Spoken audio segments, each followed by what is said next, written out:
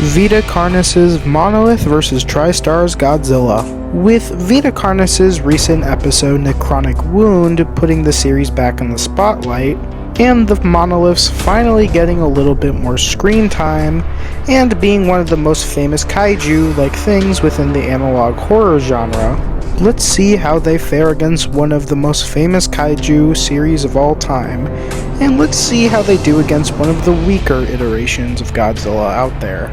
And starting with the Monoliths, they were actually pretty impressive for a pretty down-to-earth series like Vita Carnis. With an absolutely massive height of around 393 feet tall, and while we don't get to see much of what these things are capable of, from what we do see, we see they have really good regeneration, being able to regenerate a wound at apparent great speeds. And in the most recent episode, they were able to pulverize everything in their walking path, with these giants being able to walk through 2 buildings in a single step,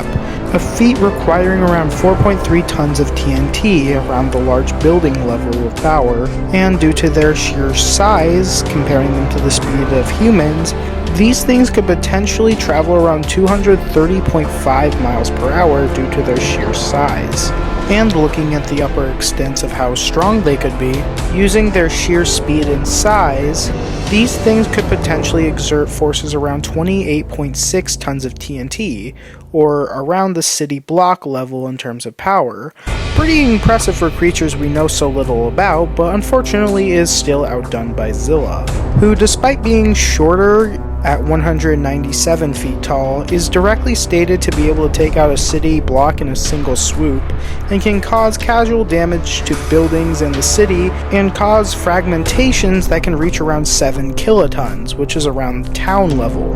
and a difference of about 244.7 from the Monolith's best, and are stated to be able to travel around 300 miles per hour, and are directly way more durable since it took 2 nuclear torpedoes to even damage its scales, with an average nuclear torpedo being able to do damage of around 100 kilotons of TNT, and even when already damaged, a weakened Zilla was able to take 12 missiles that could do around 32 tons of TNT, so even a weakened Zilla should easily be able to deal with the Monoliths. And even with the Monoliths' impressive regeneration, we've never really seen them regenerate from being completely destroyed, and Zilla just has too many advantages, being stronger, more durable, and faster. Unfortunately for this analog horror kaiju, it just has too many advantages going into this fight. Tristar Godzilla wins.